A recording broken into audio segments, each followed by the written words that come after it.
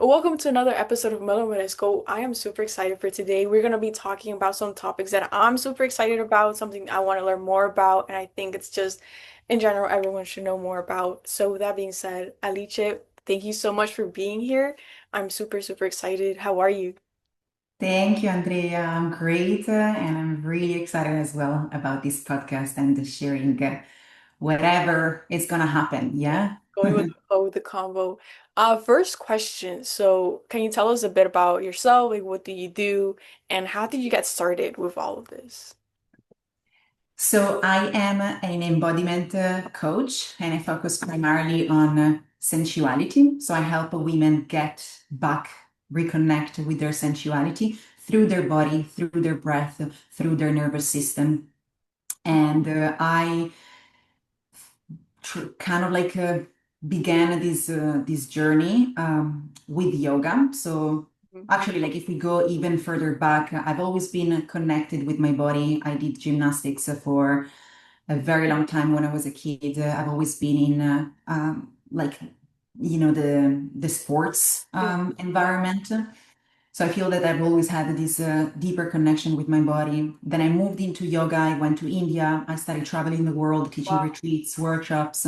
We can definitely talk more about that if you want. for And sure. then slowly, the more I grew up, the more I matured. I became a wife. I became a mom, and my job transformed as I transformed too as a person. And I started working primarily with women and helping them through phases, basically, transitional phases of their life. So Okay. my work moved from, let's say, like yoga that was primarily based on asana, so on movement, Mhm. into embodiment. So really like feeling and living the full spectrum of someone's life and not just the physicality of it. We're talking about energy, we're talking about emotions, we're talking about spirituality, mind, Mhm. mindset, and all. So yes, this is how I am here now. Did you, was there a specific moment where it made you go into like, was it teaching yoga or were you doing the practices yourself and then it led to That sh led to embodiment. yeah.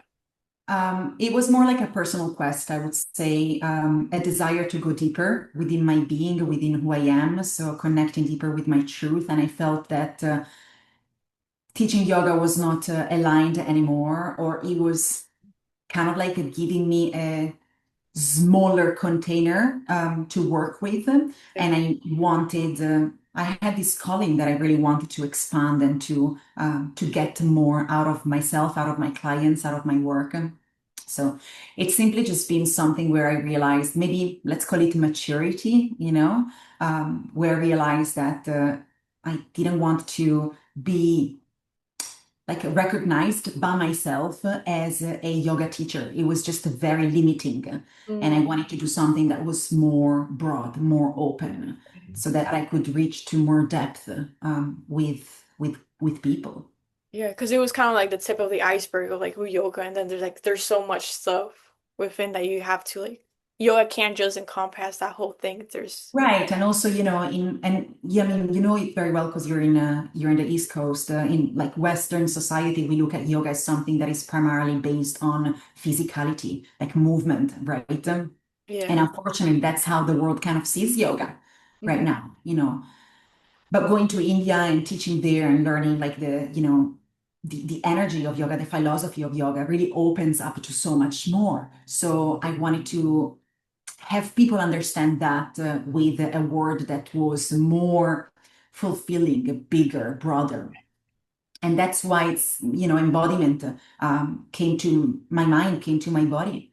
Embodiment means really living the intelligence of your body, is living through your body every single day and learning how to tap into this intelligence Mm, rather than being stuck in the mind, right? So right, it's kind of like living from the neck below rather than from the neck above. right. Yeah, it's like making those connections together. It's like that balance too. Mhm. All right. Oh, let's talk a bit about your trip to India. Like how, like what made you go to India? How was that experience? And what were like those main things that you learned was like it changed your whole perspective? Or So at the time I lived in London, and I've always been kind of a rebel, wanting to move and travel the world and do things the way that I wanted. And after 7 years of living in London, I was just tired. I was so done with the city, and I really I was craving more. That's really like the essence of my life. It's like I crave more. It's Yeah, the yeah. craving. It's the something that you feel inside of yourself bursting like fire that is telling you, I need to do this thing. And when I got into yoga, I thought and I felt in my body, I need to go to India because that's where yoga was born. And I really want to connect with the culture, with the philosophy, with the life of India. Like, how is yoga really lived and perceived and felt there? Yeah. And so I went there and I did my first teacher training, and I started like diving deeper and deeper into this beautiful, beautiful practice. And it kind of transformed my life forever because I never went back to the jobs that I was doing before. And I decided to become a yoga teacher and, teaching what I preach and living my purpose. Right. What did you, was there any, what's the word, like, any, I'm like losing the word here, but choosing to be a yoga teacher, was that like a hard thing to choose because of like Western society of like you gotta have a 9 to 5 stability, and then doing your own thing? Was that hard for you to choose, or was it just like I'm doing this and like that's it? I feel that when you truly know deep inside of you that something is not working anymore and you're ready to step into a new version of yourself, you just know and you do it. It comes from a deeper confidence that you have inside that is telling you this is the only way, there's no other way.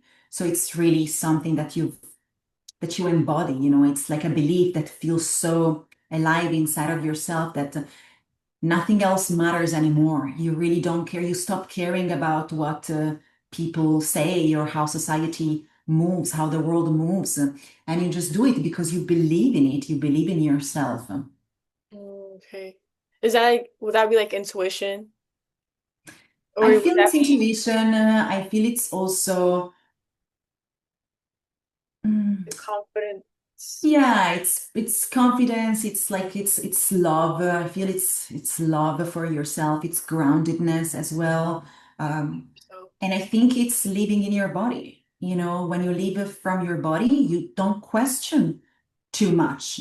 You know where your truth is. You know that your truth lives in your belly. You know that your truth lives in your emotions, and you trust these so much more than the thoughts that just make you spin, right? So mm, it's about dropping into this body, dropping into these spaces so that you know the answer. Because, like, deep down, like, everyone knows what they want to do, but you have to go inward. You always have to go inward and, like, and look inside. And, like we were talking before our interview, going through all of these emotions, going through all of these challenges, these triggers that we don't like, yet we know that. When we do the harder work, there's the true fulfillment. And that's when you truly understand what you want and how to magnetize it, how to manifest it.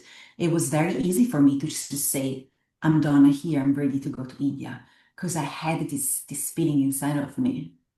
was it always like that, or did you have to go through a process where you also had to like feel those emotions, so like understand, connecting yourself, remembering who you are again, and then like, Absolutely, all the time, all the time. It's a constant practice, right? Because as human beings, we always tend to go up in our brain, in our head, and questioning everything, and leading from the mind. It always happens. But when we have the right practices and when we have the right support, we're able to drop back into our body, and that's where truth is. okay. And how was your process in the beginning? Because I'm pretty sure like now that you have the resources, like it's a bit easier. It's like, okay, I'm feeling this way, I acknowledge it, and I'm gonna do this. Like that was your, Yes. how was I that? feel at the beginning, for someone who is new to this and maybe younger, how old are you? I'm 24, 2025 in 2 weeks. Okay, so I went to India when I was wait, how old was I? I think I was like 22, something like that. I went to India.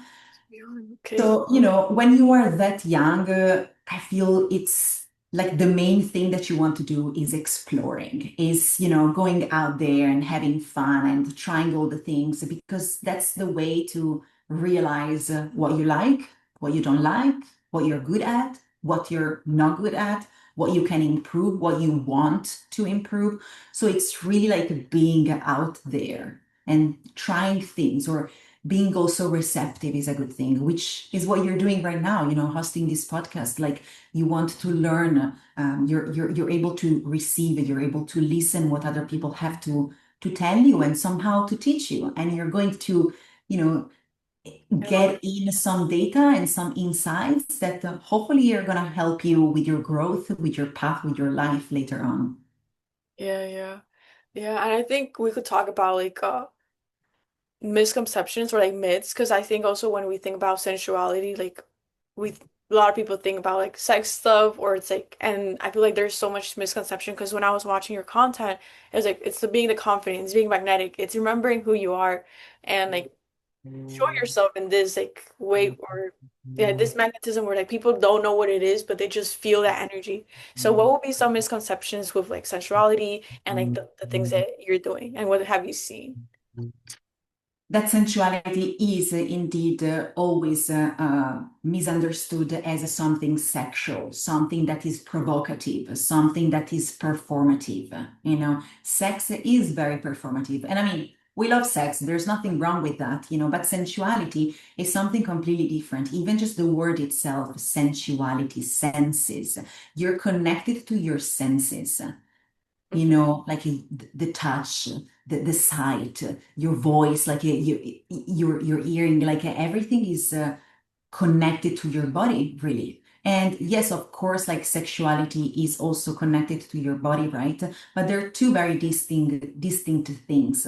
And a lot of times, like, many times people see some videos of women being provocative and doing whatever. Like I feel that when you are into this field and you have learned and studied and embodied this concept of sensuality, you are able to truly recognize if something is sexual and so more provocative, or something is essential and more internal. There's a depth there. There's something deeper. There's something more sacred in sensuality. Yeah. And it's not performative Yeah, at all.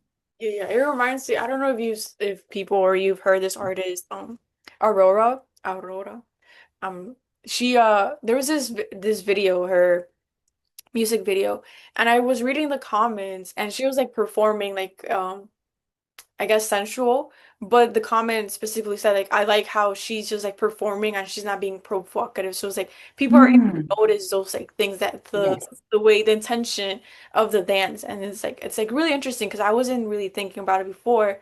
And I've seen videos before on in Instagram where it's like it's very performative. It's very like look at me and it's not the embodiment of like the intention is very different, which I thought was very interesting. Exactly. And it's not only the intention, but it's the energy behind it. This person, Aurora, was probably really feeling herself so much as she was moving that this energy comes through. And people who have intuition or they are attuned to these spaces, they can recognize it. They recognize that it's something that is it's sacred, it's beautiful, it's even if it's a performance, it's not something that she is performing for others. It's something that she's embodying and then becomes this beautiful dance, this beautiful performance that, people enjoy. Yeah, Yeah. I was gonna say that. Yeah, and how do we differentiate or how can ourselves can start embodying that energy instead of the performing one? Because I feel like there's also I remember I don't remember her name, but it's also I watch a lot of Instagram. But this girl, she was like she kind of wanted to stop the performative side of things, but I think it was just like letting go of the dance part of it. But I think we could be when we can embody the essential part, like the connecting with ourselves, that magnetic self. I think it's just different. So we don't have to let go of like the dance in itself it's just the performative. So how can we have like recognize the difference and then also practices to start connecting with that side of the sensual part, the magnetic self? I feel it's a lot to do with slowing down, like learning to slowing down. When we practice dance or it can be anything really, we go to the gym, like you see, like the energy is very outward. We are bringing something out. We're making an effort out, which is great. I mean, I love going to the gym. I love dancing. It's amazing, but it's less it's not as deep as it can be, meaning that when you find more stillness within yourself or you learn to move in a very subtle, slow, peaceful way, like you really start feeling more. Like the slower we go, the more we are able to feel, to explore, and that's exactly the power. It's in slowing down and it's in feeling more. That's depth, particularly for us women. And we need this depth because by being and living this depth, this stillness, this slowness, this femininity, this sensuality, we're able to become magnetic and magnetize what we want in life. So it's not about going outward. It's not about pushing. It's not about dancing until we sweat. But instead, it's about stepping back, dropping into your body, dropping into your space, and slowing down. And that's where power truly lives. Yeah, it reminded me when I used to walk like really fast, and then I remember like it was probably like from the mentorship that I'm in. I don't know from where, but they were like telling us to slow down, like be this like the energy part of things, right? So I was like, okay, let me try. So when I realized or I became conscious that I was walking really fast, okay, I was like, let me slow down and then start like feeling like the actual like the walking part and then the breathing and then like my shoulders Mm. like and it just felt so different and it's so interesting because we forget like there's these simple practices where it's like slowing down, taking deep breaths, and we forget those things because we're just so such an autopilot. Is there any is there do you want to talk a bit more about like breathing techniques or any other practices that could help us, especially in the beginning as beginners who are just getting into reconnecting with ourselves? Yeah, and before that, I just wanted to tell you, like, for you, like when you're walking in this way, and when you pause and you really like notice how you're walking, maybe you notice that you're rushing, but when you're able to like pause and like, okay, let's walk a little slower, right? Let's look at our breath, let's look at our posture, let's see like how easeful I can be. So when you start dropping into this space and slowing down, that is sensuality itself. So you are being sensual there because you're so attuned to your senses, right? So I just wanted to put that in brackets because, I also want you to feel your own sensuality as a woman, as a young woman. It's important that you understand that and you can feel it in your own body because there's a beautiful sensual woman inside you too. Awesome. Yeah. The breath, the breathing, yes, of course, like one of the best like breathing that everyone can do that allows you to really slow down and to bring you into this more grounded meditative feminine state is the box breathing. You probably have heard of it. When you breathe in for a certain amount of seconds, let's say 5 seconds in, hold for 5, exhale for 5, and hold out for 5. So that's great to drop into the space and allow you to feel yourself, whatever is there for you, really. This is a really, really beautiful one. I love it. There's another breathing, it's more like a pranayama technique. So this one I learned in India, and it's the Nadi Shodhana, and you know it. No, I haven't. Is So there we can do it together. okay, let's try. Yes, so you use your fingers and you put them here on your third eye. And then with the thumb, you close one nostril Okay. and then you inhale through the opposite nostril and then close the left or the opposite nostril with the ring finger and exhale through the right. And then again, inhale through the right, exhale through the opposite. Close your eyes, inhale through the left, exhale through the right. Last one, inhale through the right, exhale through the left. And then slowly release. Wow. I already felt a difference just doing it like those couple of times. Yes. I've done it, but not with my fingers on my third eye, which is Yeah, it helps to kind of like connect with your third eye, you know, like your Ajna chakra. That's a big center of wisdom, deep innate wisdom, deep intuition. I just like it to do it like that. You can also do it without. But when I was in India, with my teacher, we were doing it with the fingers. Yes, that's what I'm used to. no, but that felt really good. Yeah, definitely those people, our audience who's watching, like definitely try it because Yes, for really, sure. again, like I'm tend to be really disconnected and like sometimes I can't feel the difference or when I'm doing a guided meditation and like, visualizing is very hard for me. So like when I'm able to feel these like things like this difference is like I need to do more about need to do Yes. And I yeah mean, visualization is no jokes. It's hard. Like meditation itself, it's not easy. It's yeah very hard. It requires practice. And there's also like tools, like there's also ways to meditate that can help you get there yeah and it's gonna be faster. different for everybody. Or Exactly, yes. I'm finding my ways. When you were in India, since you were just starting all of this or learning more about all of this, what were some of the things you learned where it was like shocking or like yeah, where it was like shocking or like different, like you didn't know things could have been like, oh, this was like a mindset that was possible. More than the actual practices, and like the practice of yoga, when I was in India, one of the most eye-opening, I wouldn't say shocking, but like eye-opening and completely different from my reality, or at least what I was used to, Mm. was seeing Indian people, like how they live. It was quite eye-opening and very humbling as well, because we're blessed, because we really are so blessed to be living in this like abundant life where we have everything. And that was the first time where I saw a completely different side of humanity and the world and poverty, dirt.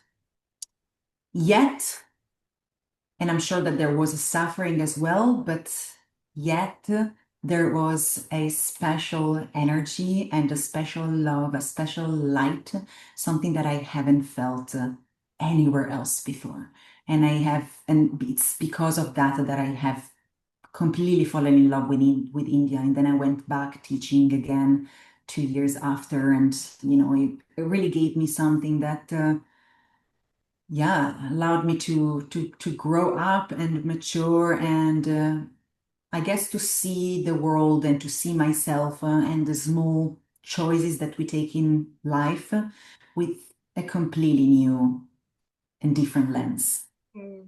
Yeah, yeah, no, I mean, I personally I haven't traveled, but I could definitely, I mean, no, I'm lying. I went to Mexico, so like I could definitely relate to somewhat to that, not completely, but yeah, definitely seeing how privileged we are, and also like at least in Mexico, just how disconnected they are, like just the having to work all the time, the grinding, the hustling. So having to be aware of that, knowing that we also do it here, but just in a different way, and it's like if only we could start doing like these practices so that we could start being connected and not having to rush all the time, or because then that goes with like it leads you into this whole personal development of like what they want to do in my life. Do I have to be like pushing and doing things all the time instead of, especially as women, like that power of like receiving and being magnetic, and which I'm still like trying to understand. I'm still learning. Yes. And going back to what we were saying before, like, again, you're younger and you have so many experiences ahead of you. This is something great, like traveling. really have has completely shaped my life, and it is part of why I'm here now. And I feel, I feel I really have everything that I once wished. I have a beautiful family. I have an amazing son, an amazing husband. I'm full of love. I love my job. My job is a passion. I'm connected with incredible people and women all the time. And this is also because of all the traveling that I have done and all these experiences that I have lived around the world. So if I could give you another advice, would be to explore, like when I was saying, to explore, the world and explore yourself, is also like going out into the world and living uncomfortable places, like be in a place where you don't feel comfortable, not at ease, because that's where you're going to learn so much more about yourself. And these are all data, all things that you are going to digest, and then it will help you mature into a bigger, brighter, better version of you. Mhm. I agree. I think when I did a road trip 2 years ago to Texas, and it was a solo road trip, so that made me reflect a lot of things, and it made me question, like, do I really want to travel by myself? And then what type of connections do I want? Because for me, it was like, oh yeah, I just want to travel and like but then I noticed that it was I want to travel, but I want to make these connections, like these connections where it's like it's nourishing, where it's like it feels you, like there's so much light in there. Because personally, like I'm not used to that. Like I'm not used to like these honest, deep conversations. So when I started the podcast, I was just going like all in and like putting myself out of my comfort zone because I'm not used to these things. And sometimes we don't learn to question the beliefs that we have and how can we do things differently. So I definitely recommend road just like traveling. I also went to Tennessee to I lived at a farm or lived in a farm for a whole month, and that was also an Oh, experience because I realized, I don't want to do farming or yeah, yeah. art But and yeah, how good was it to like, work with your hands and get dirty, right? I gained so much appreciation for farmers and Yeah, like the work that they do because amazing. easy.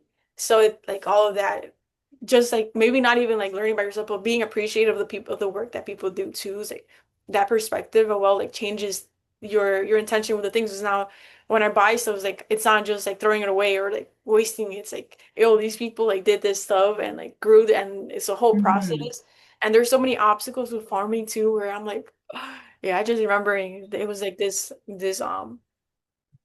in April, so they were just starting their harvesting. Like I was when I left, they were just like picking up. I was like, thank for me, I was like, thank goodness I left on time. Wow. Yeah. But yeah, traveling definitely helps, and it has helped me too, like realizing, having more clarity, if anything, for sure. Mhm. Yeah, yeah. Um, you mentioned you have kids, so or kid. Is it I have one baby, yes. how has oh is he young or getting He's old? one. Oh no, I was gonna ask like how have you like helped them or helped him like develop their like be more in tune with their bodies, but I think they're still kind of There's still time. new But time. he's definitely like starting to walk now and like moving and making a mess everywhere he goes. It's very cute. Yeah, I can imagine. Okay, yeah, he's pretty young. Um, I want to talk about your relationship because I'm pretty sure that has influenced like what you know has influenced your relationship. Uh, has it have you had like different partners where like maybe when you were just getting started, it was like a different uh type of relationship where like now how has it helped you and your relationship altogether? I'm not sure I understand the Like question. how the things that you learn like sensuality, like being more magnetic, being more feminine, has how has that helped your relationship now like to be yeah, I see. yeah. This is a great question, Andrea. Yes. So being in a relationship and being with my husband, and now we've been together since like for like 4 years and a half. So, we went through a lot. We traveled together, we got married, we moved to the States, we had a baby a year ago, went through pregnancy, birth, postpartum, all of that. And I feel that being in this relationship, being with my husband, has truly shaped the woman that I am. And it's thanks to love and thanks to how much I love him and how much we love each other and he loves me that I have managed, and I continue to work on it, by the way. It's never like a final product that I have managed to soften and to slow down because my life was always on the move before. I was always going nonstop. I didn't want to stop. That's all I knew. That's what I knew, like how to live life, And I didn't know there was a softer, more graceful and vulnerable side of me that deep down wanted to come out, And my husband and our relationship and our deep love helped me transform, transmute these into my life, into who I am. So I feel that it's huge, It's not easy because it's there's so many challenges along the way, and when you are someone who, I know this happens to many women, by the way, when you are someone who is an overachiever and wants to, always create things and be out there and achieve, you forget very easily that there's this whole other part of you that is way deeper, is way softer, is way more powerful as well, And being in this relationship with my husband truly helped me see that. And so now it's about learning how to navigate these big energies and sides of myself, and live in authenticity, living my truth, living my purpose, Mm, because that's really what you want in life, right? It's living life for who you are, but not who you think you are, who you truly are. mm, Meaning that when you know that there's something uncomfortable that you haven't looked at, or maybe you don't want to look at, that's truly where power lies, where power lives, where transformation is waiting. yeah. Do you have any practices or even any examples of like a time where you were embodying this like maybe like masculine energy or this like hustling, uh, always in the mood, and maybe an example that you have where it's like, okay, I realize this and now I'm doing things differently, or what I'm learning, this is how I'm doing it now. Yes, I have many practices. I mean, I have somatic practices was and is huge for me now. I love a somatic movement, which is more like a free flow, like where there's no sequence, there's nothing really that you're following. You're learning to tap into something within yourself, like this energy that then allows you to move in a way that is completely free, really, completely liberating. And maybe it's ugly as well, but who cares, right? It's about the sensations and what you can learn as you are moving in this way. So definitely somatics, obviously yoga, because yoga is such a big part of my life. I will never neglect that to help me so much. And any sort of movement, it's usually good to digest, to process. But I feel that more than practices, the biggest practice to actually overcome obstacles is support, is learning how to seek support. Because too many times people, and I always refer to women because I work with women, but I'm talking about everyone. Too many times we think that we're good, we don't need help, like I can do it myself, it's fine, like I've got this. And yeah, maybe you have it, but it's going to be so much more efficient, fulfilling, loving, and faster as well when you have a circle of people who see you and truly support you to become your highest self. That's the practice. That's the biggest practice. It's being humble enough and clever enough to seek support. Okay. How have you, because I feel like even that is hard, like you mentioned. How have you navigated that into like, what is there like any practice or resources where it's like, or any questions that you ask yourself before asking for help, or is it reflecting or just like going out there and like to your husband and like, No, totally. There's always a moment of of self-reflection, right? Where you are feeling what's blocking you in your life, what's not working. You know, if something feels that is not really moving and it's causing pain or something just uncomfortable is rising, you just don't feel fully you, like 100% leading your life, like in this fulfilled way. That's the moment where you start questioning yourself and asking, like, okay, what's, something is just not aligning right now. Something feels missing. Something is not really giving me that full joy for being who I am. And it really comes down to be authentic. You know, when you're authentic to yourself and you're kind of like pointing the finger at you, when you're honest, you honestly know what's not working in your life. It could be anything. It can be maybe you're not attracting the right partner, or you keep getting into these toxic relationships, right? Or maybe you don't feel financially successful and abundant enough, or you don't feel seen or heard by many people. You don't feel that you have the right friends around. You can be anything really. So it's like the self-reflection is when you like throw the finger at yourself and you start feeling like, okay, something is just not aligned for me right now. So maybe it would be useful to seek support and to work with someone who has walked this path, who can show me, and we can work together with that. And this is what I do with my clients now. And I love it because it's not just something that we are doing for my client, but it's an energy that is holding us both. So I feel too all of this. Like if I have blockages, if I have something uncomfortable, like through these sessions and through the work that I do with my clients, I am also able to move forward and to move through with them. And it's magic. It's beautiful. Okay. With your clients, what are some things that you've noticed or like some uh like what's the word? Oh my God.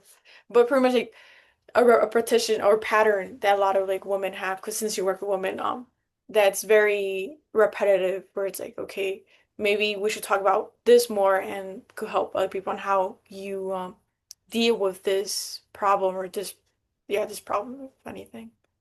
Something that I see all the time with my clients is the fact that they struggle to slow down and to really live from their body. So they're often questioning, they're often living from the neck up, always like in this spiral of a thousand thoughts. And sometimes it just needs a little, like, a little wake up call and a little practice to drop you back into the body and remind you of your path.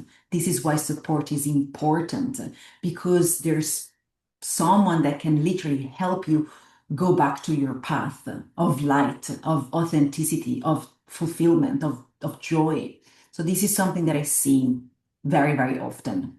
The moving, the rushing, and not learning to, okay, let's slow down for a minute. Let's notice once again how we are walking. Yeah. Yeah, yeah. What are some conversations that you have with them or again like practices or resources where it's like it makes them do that shift or makes them come back to their body? Because I think that's really important. I think everybody has that, especially in the Western society where it's like you're always rushing to go to your job. Like I need to go get some coffee because I need to like waking up. Like, yeah, what are some those conversations and resources that are helpful? So the practices that I offer to my clients, because I have a private mentorship, so we work one-on-one. They are very unique and very tailored to the person, right? Because we're all different deep Yeah. down.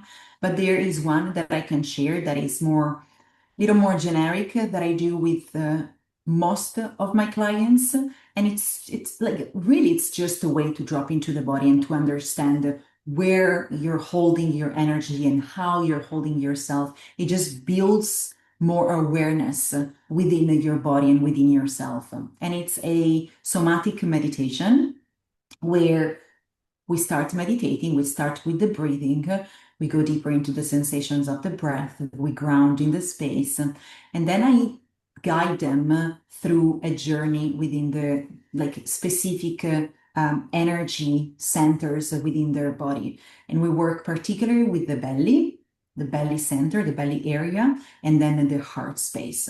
Sometimes we even do the head. Okay. And then we kind of like go with our senses, with our sensuality into these energy centers to see what's there. What can you feel when you tune into your belly? Is there a specific color? Is there a texture? Can you perceive any temperature? Does it feel cold? Does it feel hot? Do you have any memory there? Does it feel tight? Does it feel loose? So we just go and bring the details into the sensations and what they experience.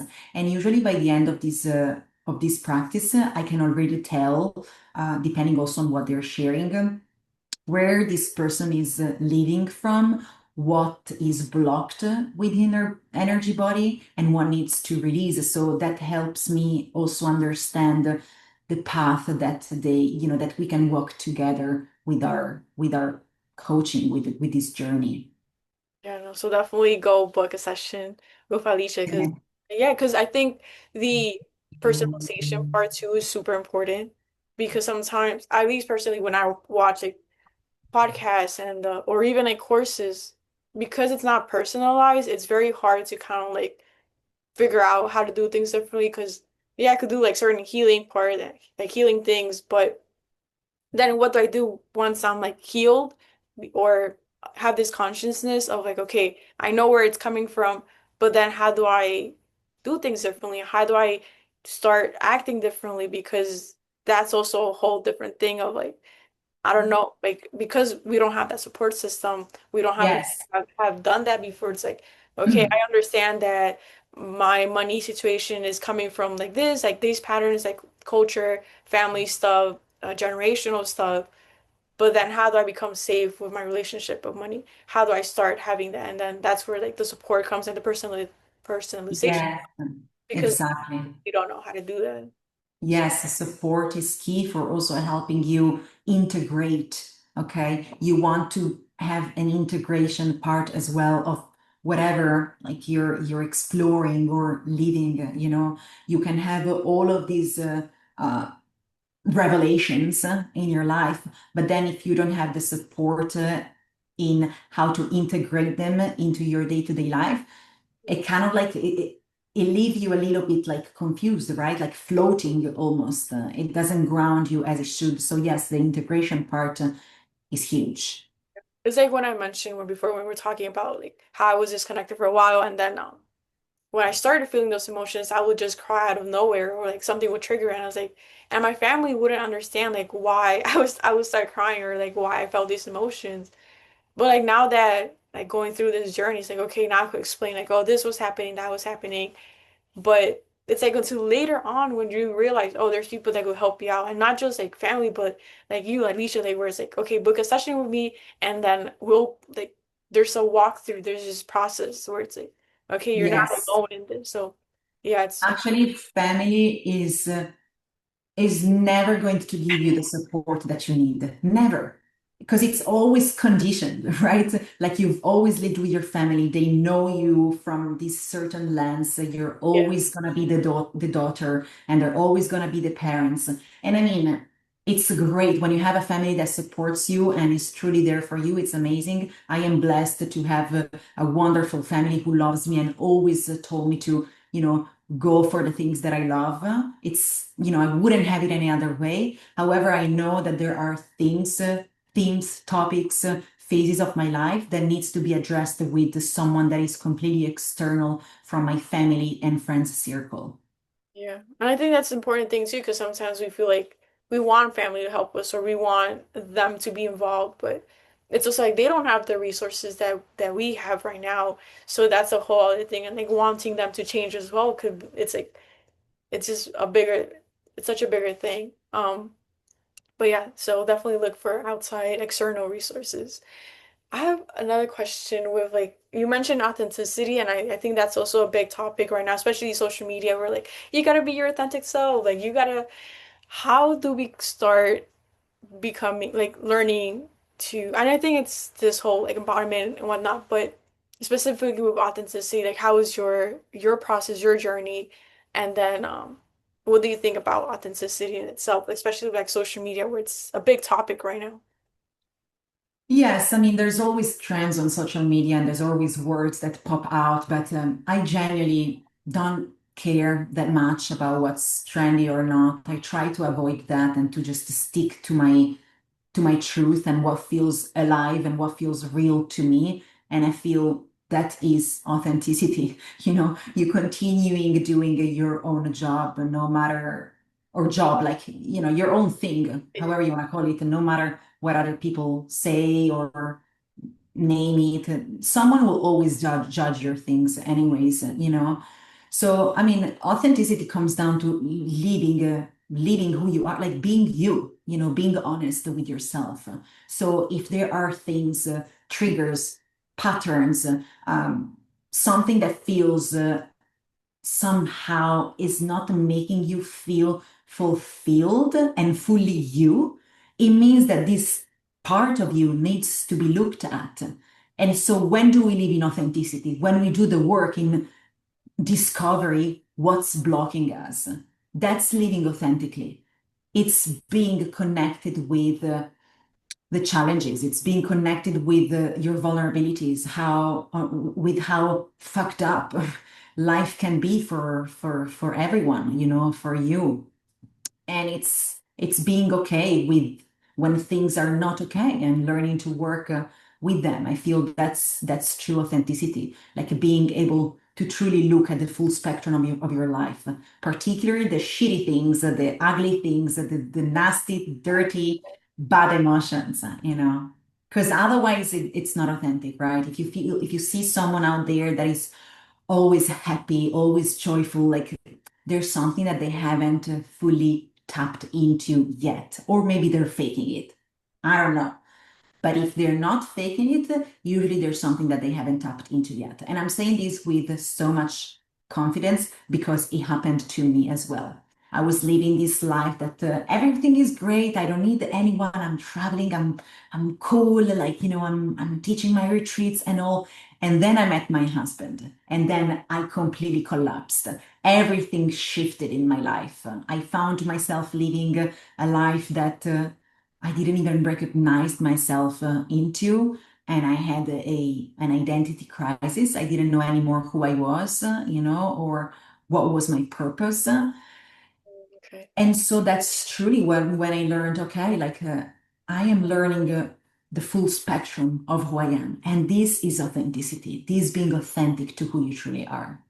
How did you navigate that? Like how is yeah, how did you navigate the identity crisis? I think that, again, that's a lot of people have that, and like again, we don't know how to navigate those things. So how is that process for you? So it's super challenging because you're crying. I mean, I was crying, crying, crying every day and just feeling stuck, not really knowing what to do. But I kept having this feeling of almost like not wanting to accept this state. Okay. So when we don't accept this state, that we feel sad, that we feel depressed, or we have this identity crisis, like whatever we are feeling, if we continue to hold on to the idea that this is not true, you're always going to be stuck. So you want to completely surrender and let all of this pain wash you, all of it.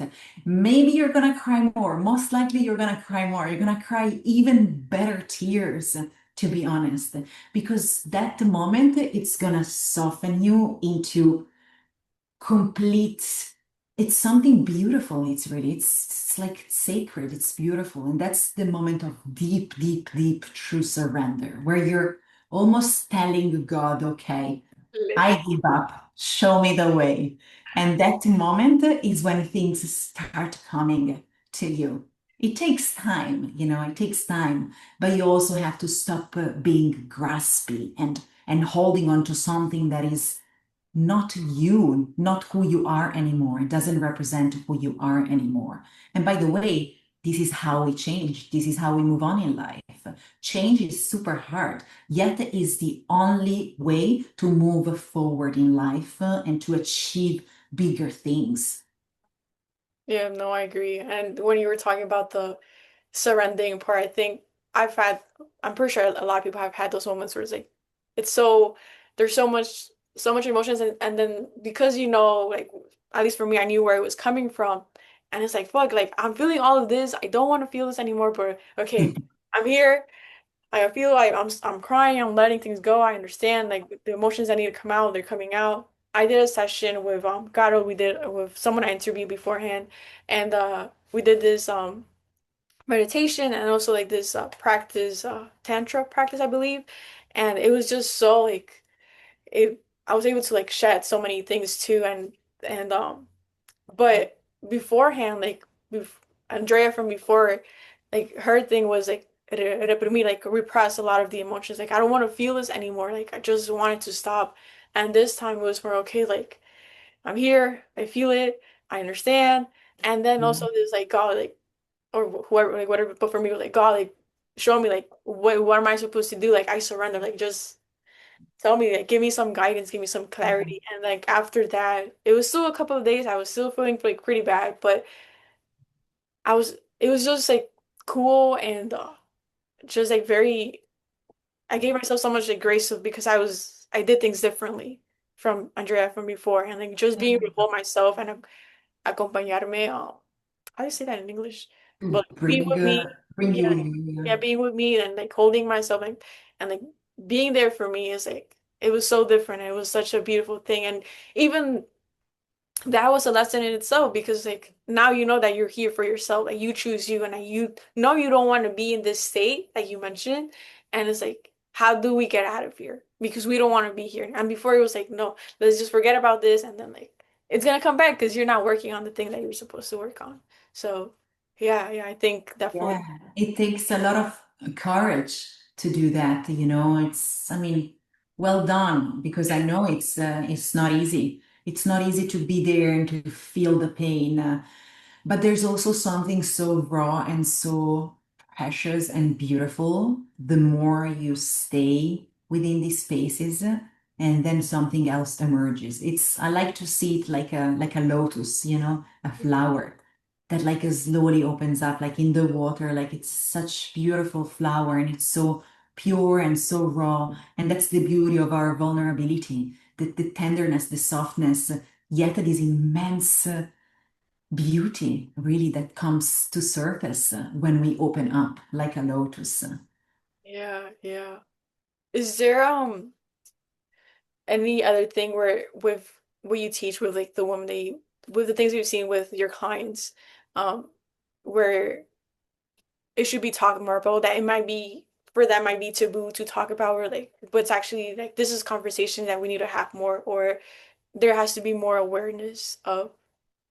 Yeah, I feel that another thing that I love doing, I love bringing it to my clients, I love bringing it particularly to my retreats, is the wild side of every human being, and bringing out that inner child and that freedom, that feeling of expansion and fun and craziness as well, like a really wild. That we all have, and it's so important to bring it out. We often get too serious, like we grow up and we get too serious with life. We have so many responsibilities, we have to be on top of everything, but we forget. It's always about remembering. We always want to remember who we truly are. So this is a huge part of my work, of who I am. I love dancing wild and shouting and screaming and making weird sounds. And sometimes I make people feel very uncomfortable in my presence, but that's because I want them to experience these for themselves. Yeah. The more wild and the more free and weird you can be, the more free really you are, and everyone has the capacity to do that when we drop into the body. Because if we stay in the mind, we start questioning, oh, this is no, like, no, I'm shy, like I feel ashamed, like what would people think when I start shouting like a lion, or like, roaring like a lion or whatever. So Yeah. yes, that's beautiful. That's a lot of fun as well.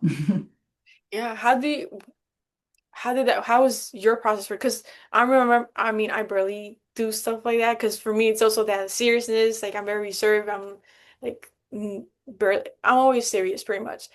And with some of the practice that I've done was dancing. When I first started dancing, I was like, I don't know what to do with my body. Like, I could barely move my hips, which is another thing for women too, like block it, like, yeah, blockage in your hips and your caderas, where it's like that's where all our energy is, like the manifesting and whatnot. So like that wild side for me was it's still very hard to embody because it's like you've built this persona where like you're always serious, you're always like we gotta do things structured and like not a flexible way at all.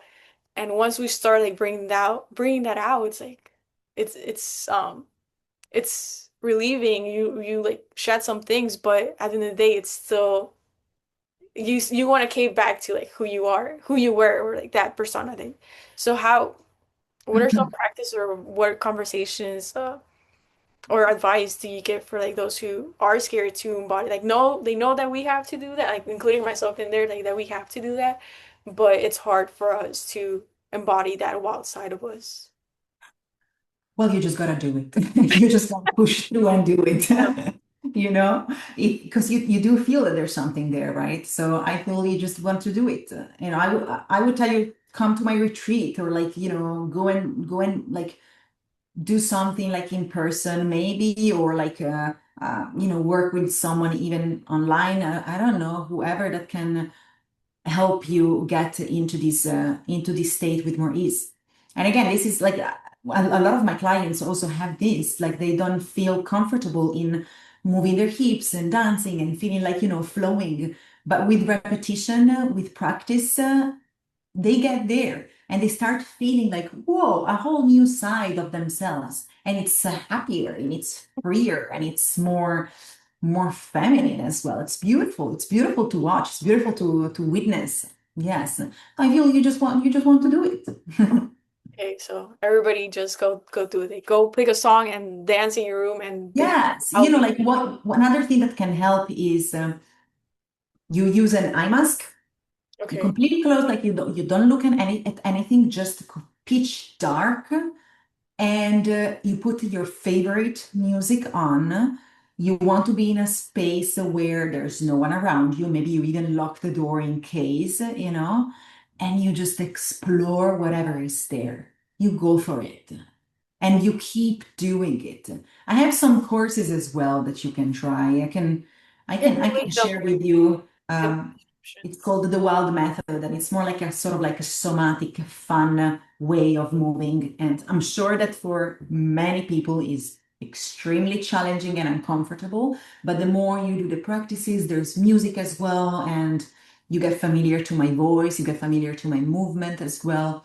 So that can help for sure. Yeah, yeah, I'll definitely link them. We'll send them to me and then I'll put them in the description. Okay. I'll definitely check them out and then forever who's listening and wants to check them out, they will do so as well. Um, Before I ask my last two questions, is there anything else that you think is important to talk about or that you want to mention for those who are listening? I feel we covered really, really beautiful and important topics. So I feel very happy. Yeah. Alrighty, so I'll ask my last two questions. The first one is with this whole journey, what are I'm pretty sure there's a lot. I always mention that there's always usually a lot, but your top three moments where you're like, I can't believe this happened to me, like this like miracle type of sensations, or like because I feel like for me it's we forget that there's just like infinite possibilities and like things can happen for us. So what have been those moments for you? Well, the most incredible miracle that I have lived in my life, and it will always be the number one, is birthing my baby. There's nothing more incredible and divine than that. And yeah, it completely transforms you. And it's painful, it's joyful, it's love, it's a miracle. It is a miracle. And I'm in awe. I'm in awe at the power of women and what we go through. And maybe you will see yourself as well one day, you know. I hope so for you because it's a huge initiation for a woman, and it truly is a much deeper and higher connection to God, the universe, the greatest energy, however you want to call it, but definitely that's the number one, absolute number one. Yeah, no, I could imagine. And is there any other two that you want to mention? Oh, sorry, there's three. Yeah. So that's top one. That's like up there, and it makes me forget all the rest. Uh, So another miracle I would say is just my body, and everything that he allowed me to do, and he continues to do for me, to me, through me. Um, Discovering that yoga was a huge part of this connection and this miracle that is the body, and like being in this human life through this vessel, you know. And so really not only being grateful for our body, but also really taking care of it. Really, really, really, we have to take care of our body because it's the most precious thing we have. And of course, you know, I've done gymnastics, I have done so many sports, and also it's always been my best friend, you know. My body's always been my best friend. Even if there's been like harder times, it's always been the bigger teacher, Mm, showing me the way, leading my life. And then a third one, let me see. Something that I lived. yeah, it could be anything. It can be anything. I feel the internet, you know, like yes, there's a lot of craziness going on, and it's scary as well. But it is a miracle, even just like us being here and talking about these things. It's incredible that we have the opportunity to do that, to empower each other, to empower others, those who are going to, you know, watch or listen to this podcast. I feel that when we know how to use the internet or technology in general um, in the right way, Yeah. instead of like hurting ourselves and forever scrolling, and we know all of that, but when we take it from the right angle, it can truly empower us, and it is a miracle because like how the hell are we doing this now? Yeah, our software working. Yeah, no, it's crazy. I agree for sure. Yeah. Last question, and this is like well, probably my favorite question for those who are listening and are watching, listening, watching, and they feel like que no se lo merecen, that they don't deserve the life that they think that they want, the projects that they want to do, they don't think they deserve it, whatever it is, a habit. What advice, tip, or practice, resource would you give them? I would just start by saying that whoever is listening or watching this, know that you have the power to do whatever you want in life, that you are surrounded by love, you're surrounded by people who are desiring to see more of your truth, to see more of yourself, and whatever creativity, art you want to throw out there, that you deserve to be here as much as everyone else. And actually, the world needs you, needs your power, needs your totality to work, literally. And then I can also say that, you know, obviously there are practices and there are things that you can do. My path has been yoga, embodiment, and now, you know, just in general, women empowerment and helping women really get where they want to be in their life, connecting with their body, with their sensuality. And also, I would say that if you do struggle, please, please, please seek help. Just just say it at least to someone that you need help. That's a huge shift that you can do in your life. you. And if you connected with Alicia, we'll leave the your Instagram, any social medias, your for your one-on-one private sessions so that Thank you. you have the support in there too. So thank you, Alicia, for being here. Thank you for this awesome conversation. I know I'm personally gonna rewatch it and like take my notes because yeah, this is a conversation that's much needed for connecting with ourselves, especially as women, where we're like sometimes connect too much to our masculine energy and we have to start balancing and understanding what femininity is and all of that. So thank you so much for this Thank you, Andrea. It was great. Thank you for having me. problem. And then for those who are listening, don't forget to subscribe, comment, like, share, because that supports the podcast. And with that being said, have an amazing, beautiful day, and I'll see you in the next one. Bye.